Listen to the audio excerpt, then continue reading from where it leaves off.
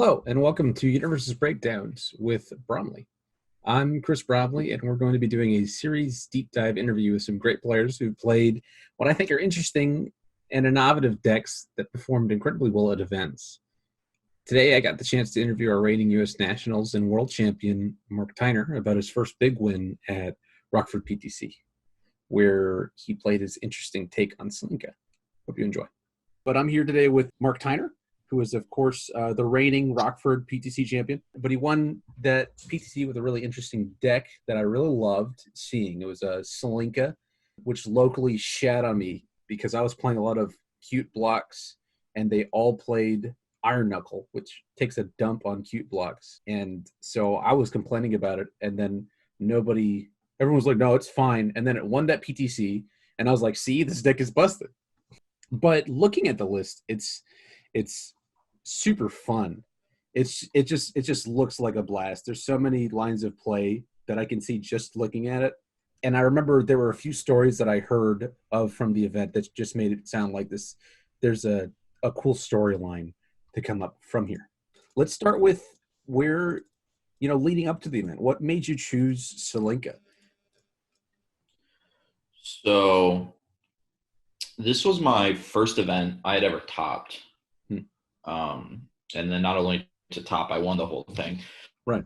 So I was almost going to do really well in Chicago with Shinnok, the event I went to before this, but I made a misplay. I let someone cancel something, even though I'm Shinnok. It was this big thing, and I ended up not topping because then I played against a mill deck, and we drew and die rolled for who would top, and he won.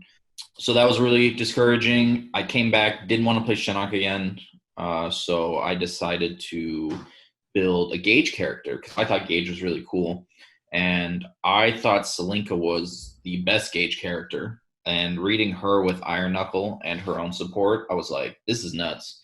And then I had Alloraphobia, and I don't know if it was legal at the time, but originally I was playing it with Not Over Yet, the Talbane action that your next attack ignores and gets 2/2. I was playing that in this deck originally when I was testing it, and Right. It was nuts because I was just like playing an attack into an attack. Turn one, like Moondance, that action into an Alloraphobia and just killing people because you have all these characters attached, and like I was just like killing Cassie Cage and all these control characters, and I loved it. And then I took a step back and decided to turn it into a more control deck with the White Houses. Mm-hmm. And the White House making her a 7-hand size was insane. Plus, she almost free debuilds your opponent's like entire staging area turn 2 if you mill attacks. So when I first built the deck, I didn't even start playing the 1. I read them both and started playing the 2. And that was like bonkers to people at my locals because we had people playing the 1, and they were like, right. why are you playing the 2? I was like, because it's just better. I get to play Moondance turn 1, and I don't get punished if I have to tap my character because my character doesn't do anything. And Dispelling Horn is already online. And Dispelling Horn is already online. Moondance gets to build in a 2-diff. Like it did so much just starting as the 2. I agree with you. My locals were also running, like they're starting Celinka 1, and like I don't know how nobody made the connection before you did. And it's better early game too, because when you connect with your 7 low 2, you also punish your opponent. No one can block that thing turn 2 unless they're cheeky and running Nightmare Tears. Like that was the only way people blocked it turn 2. Yeah. Otherwise they half blocked it, and sometimes you just built in something that gave it speed or damage, and you were just like, okay, so were there any other decks you were thinking? You said you weren't going to play Shinnok because you were just not having a good time with him. But was there anything else you were looking at the time that Celinka's kind of just went over on? I think I was just playing Celinka. I think I'd been jamming Celinka for like a month and a half. This is usually how I do before an event. I usually will pick one deck and just jam through it. Cool. This was a very iconic time for my UFS experience because this is 2 months before this event. I started sharing cards with Jacob Johnson. And that's when we started playtesting together. So we started playtesting around the time of this event. And I built this deck to take to this event, and him and me jammed games with whatever he played and I played. And then it was kind of when we formed a team. So I got to go to this event with a team before I had been usually going with Miles, my other team, Miles and Danny, who Legendary Wolf Games. Awesome support. I always Yeah, love shout going. out to Legendary Wolf Games. 14 times you're going to say legendarywolfgames.com. Go buy your singles. Yep. We're Got gonna nothing sit else to do during all the day quarantine. long. Go buy singles. I didn't really get to know you until after you and a JJ were like inseparable. We were friends in high school. We got back together. We hadn't talked in a long time, and then we met each other again through UFS, and we made a play group together and just jammed games like all the time. That was all we did. Like 5 days a week, we'd just get together and jam games, or we'd be online building decks late at night. And practice makes perfect. I mean, we jammed this deck. I always tell people, like, your deck's not good until you're on your 5th version of it. This was like the 30th version of this deck. Like, this is probably the most time I put into a deck was this one. Okay, so when you do iterations on your lists, how do you do it? Like, I know somebody like Kevin Broberg says to just tear up the list and start all over again, right? I usually tinker with my lists. I'll have what I think is the engine, and then I'll mess with numbers, and I'll add things in, take things out. But the heart of the list typically stays the same unless I come up with something new. How do you do iterations on your list? Do you have like 30 UFS Ultra lists called Celinka, or do you have one and you mess with it? I usually have one. All my decks start with an idea. Mm-hmm. The idea is, like, with this one, it was, man, I really want to stack 9 characters and drop Iron Knuckles and Lord Phobias on people and just make them go, oh, what? That was nuts. So that was the idea. So we started with the deck, and the deck was, I'm going to start with Celinka 2, because that's how I'm going to get Gauge off the quickest, with Moon Dance and Dispelling Horn. So 4 and 4. I usually go through my actions and assets first. Originally, it was very action heavy. Mm-hmm. And then that changed to being a little less action heavy, and then a little less action heavy, which eventually turned into White House for the +1 hand size and anti-actions. Then I went on to attacks. The attack lineup was pretty straightforward. I ended up cutting some cards as 4-ofs to make room for SRK. And then I cut SRK out, and I played Dark Chirito, and then I put SRK back in because I didn't like Dark Chirito, and it was like back and forth. So what was SRK doing for you, by the way? Because that was an interesting one. I could see the utility and like kill purposes and everything except that card, which is kind of just seems like a role player. I don't know what the role player is. So turn 2, it was really good because I couldn't confirm play like Moondance into Tech Sphere and check a 3 and lose with 2 foundations or whatever. Right. So what SRK was in there for is I would do the SRK, stack a 6, and then for speed, and then I'd remove to attack. So if it hits you, you blow up a foundation. And then if I randomly wanted to kill people with it on a reversal, I could reversal you with it, stack for speed, and then like Celinka for damage. And it was randomly for like 13 damage. I would describe it as a role player, which I think every deck needs. It was the only attack in there that was not meant to kill you. It was meant to be a tech piece to get you from attack 1 to attack 3. Yeah, which SRK does incredibly well. And then the last bit that I was kind of like, this seems like a meta decision is Clockwork Castle. Okay, so big shout out to Michael Boyd. He was a member of the TCG University team. Mm-hmm. Not sure what his role is in that anymore. I know he hasn't been playing as much, but he was playing Air Turn It Loose, and that deck was the bane of this deck's existence. I lost to it almost 20 times. It was ridiculous. And I said, you know what? I'm sick of dying to this deck. I need to play something spicy that's going to let me not lose to this deck. And that was Clockwork Castle. And I couldn't justify going to a PTC he was going to be at and playing 4 of it in the main. So I think I played 1. And then 2 more on the side. And then 2 more on the side. And it was good.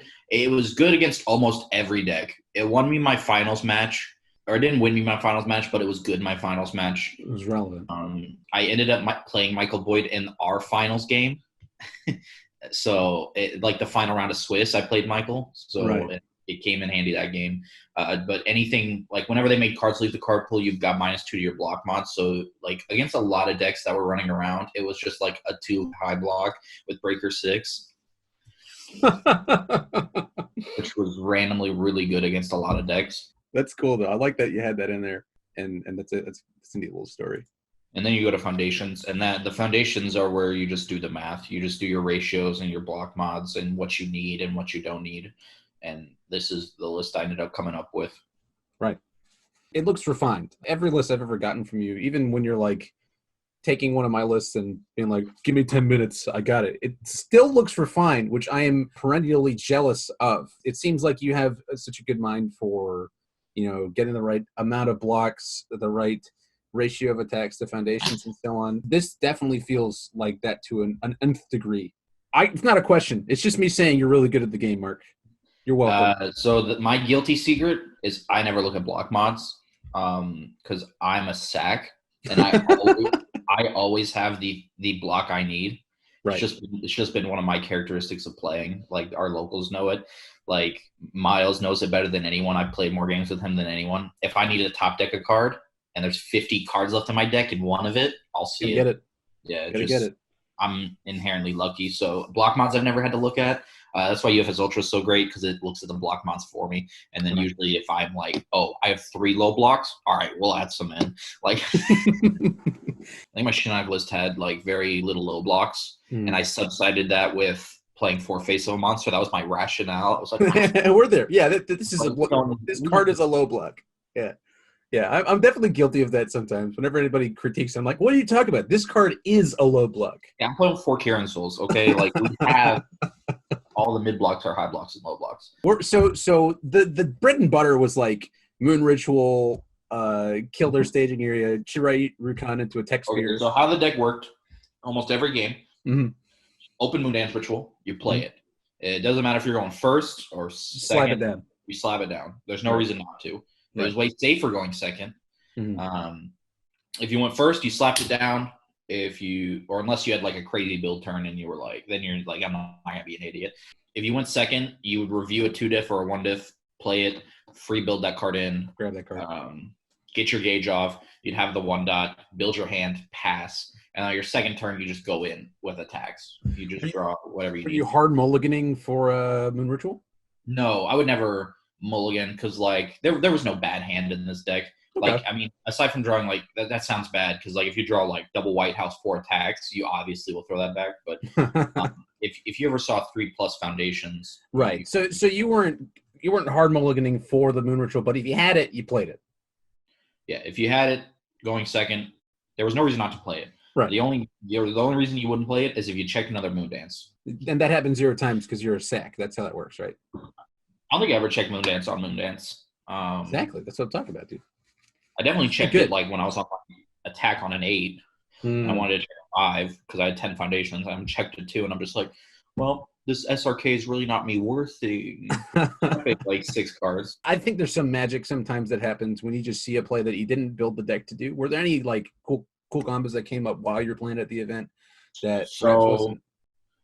I had a lot of cool games. I did not think I was going to go very far, because I hadn't. This was still a year into me playing the game. I went into my first round of tops and played Chris Smith, and I kind of had answers for every deck I played against randomly.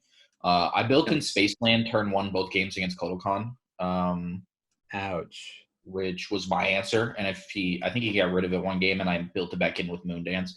And it was just like, I played against a discard deck, and Wishing Ward came in handy. Like, every deck I played against, it seemed like my deck had some really good answer. I got to Garrett Brett, and that was just a crazy game. I don't even know how I won that one. He just like drew dead for a turn, and I got lucky. I love Garrett Brett. He's a super cool dude. One of the best players in the game. Oh, 100%. Yeah. Gil drawing non-blocks will die to triple Lorophobia. So, it's actually how I killed Chris too, with triple Lorophobia. And then I had a really long finals game against Tam. And that was where I did the coolest play I had done in UFS. Hit me with the sauce. Yeah, so I sided in my Big Cyclone game 2. Yep, so I got him game 1. I sided in Big Cyclone game 2, and he killed me on 2 before I even saw it. Right. And Big Cyclone was in there as a joke, because Jacob Johnson in the hotel room the day before was like, we had like all these random cards laying out, and I was like, dude, I'm missing a card for my sideboard. He's like, put in this big cyclone, it'll be funny. And I was like, down. I love big cyclone. And I put it on my sideboard. Didn't side in at all until that game. I sided in game 2, never saw it because he killed me turn 2 or 3. Game 3, he like turn 2 played an attack and cut himself from full to like 15. And I was like, well, this isn't good. So I locked his launch attack with a big cyclone, and he had a handful of attacks, and he couldn't do anything with them because they weren't going to do anything. Mm-hmm. And he was just like, he just had to pass, and he passed, and I built, and he couldn't kill me through 10 foundations. And then I drew another hand, and we played this really long grudge match. How I ended up killing him, I opened double Tech Sphere and had like no more attacks in my deck. And I was like, well, I have to do something with this because I haven't attacked him in 4 turns. And so I played the Tech Sphere, copied Moondance, built in. I had 2 characters, so I had 3 characters. Mm-hmm. I couldn't pick up an attack, so I built in Herald, played a character, snapped it in, played another Tech Sphere, picked up a Moondance, played the Moondance, picked up a Tech Sphere. Oh my god! Played the Tech Sphere. He had a Flame Aura, and he had double Face of a Monster. And this thing, he'd already blocked like 4 things, and he was tapped half his board. But I knew he had a Flame Aura. I knew he was sitting on it. So he cut for 1, putting it at lethal exactly. So I enhanced, copied Moondance, and I built in a Dark Side of Karma. And he used the Face of a Monster, and I canceled it, and then gave it 4 speed. And that was like, he just lost right there because what a play. If he half blocked, he died. And it was just this really, like, go back and watch it. It was a really cool turn. It was like my favorite turn I've ever had. It was a long turn, but it was a super cool, like, seeing the lines of play. You can see me trying to connect the dots as I go. Because that's the difference between me and Jake, is Jake will see his hand, plan out how every one of those cards is getting played this turn and how they're going to interact with their opponent. And I'm just like, card number 1. I'm definitely guilty of that. You know, like I just see cards and I'm like, this looks like it'll kill you. And then sometimes it does. I never do the math unless it's like a really important game, and Jake knows that. So it irritates him so much when I beat him because I'm just like, he knows I play the first card, not even thinking about the turn as a whole. You said that you paired well in the tournament. Were there any matchups that you did not want to play against apart from that Turnaloose, which you teched against? Did you dodge anybody, for instance? No, I lost my first 2 matches. Mm-hmm. It's kind of how I've been at every event is I lose the first match and then win out. So I tied to Ed and I round 1, and then I lost to Cassie Cage. So round 3, I was sitting at bottom tables, and I'm like, well, we're not going anywhere. I played Nick Birch playing Donovan, and we had a very enjoyable match, and we talked and we played, and I ended up beating him, and we had a good like back and forth, and then I slowly climbed the ranks back up to the top, and I won out and made it in the tops. And then, yeah, like the Cassie Cage was rough. Like there was nothing in the meta I could do about them building 4 Shadow Inheritance by turn 2 both games. Like if Cassie Cage does that, you probably just die. Like nowadays you can combat it, but with that meta you couldn't. Yeah, back then it was impossible. I mean, it's funny how that works out in like the game in general. Is that she was such a boogeyman for me for such a long time, you know, locally, and then I would get dumpstered at events by. I mean, like Nats and Worlds both. Like I lost to Barrett Bryant in top 16, and then Worlds 2019. I played against Voboda in top 8. We just had like an hour and 45-minute game 1, and then game 2 and 3 were just as grueling. And then like something snapped in the meta, and she just feels like she's not a 7-hander. Like it's just one of those things. She seems too slow. Like I've played her, she's still good, but like it seems like if you're not a 7-hander or a character that's subsiding the fact that you're not a 7-hander.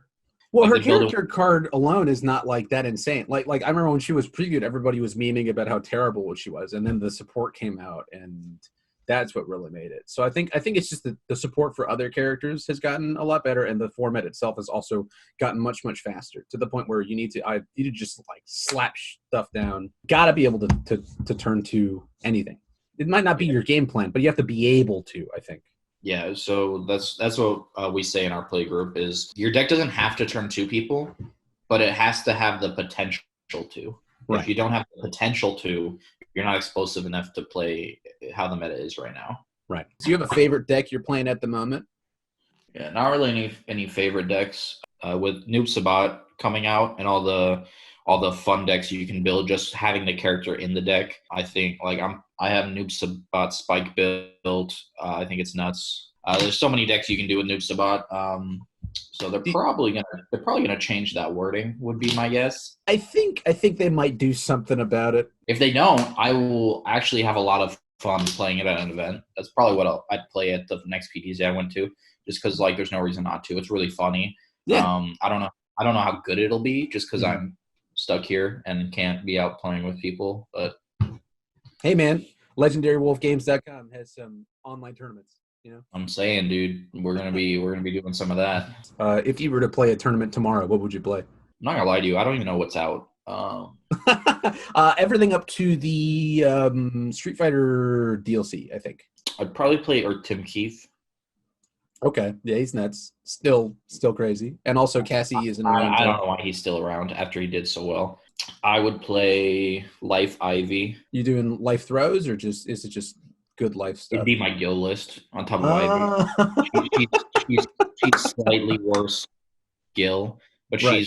she's slightly better than Gil because she gets to be an 8-hander. But she gains the same life. It's just more monitored, and she doesn't pump speed, but you don't have to pump speed when all your attacks are throws and shotgun. Right.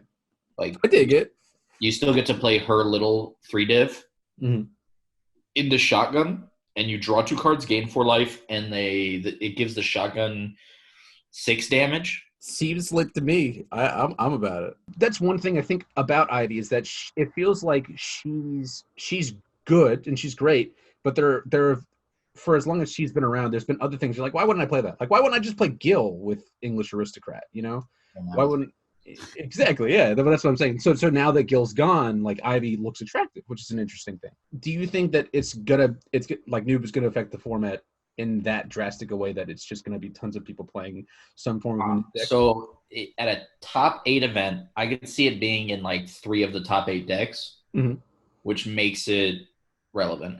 Okay. All right, man. I'll let you go, but thank you for coming on. Appreciate it. Absolutely.